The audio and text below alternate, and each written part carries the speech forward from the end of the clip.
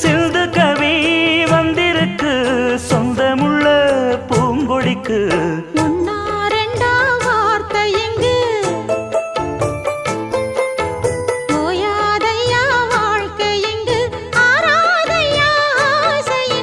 பாட்டுக்குள்ளே பாட்டிருக்கு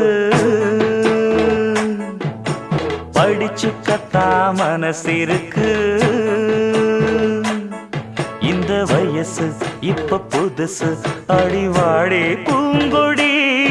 இந்த மாமல் படிக்கும் பாடல் இனிக்கும் சேர்ந்து பாடடி. இந்த மாமல் படிக்கும் பாடல் இனிக்கும் சேர்ந்து பாடடி.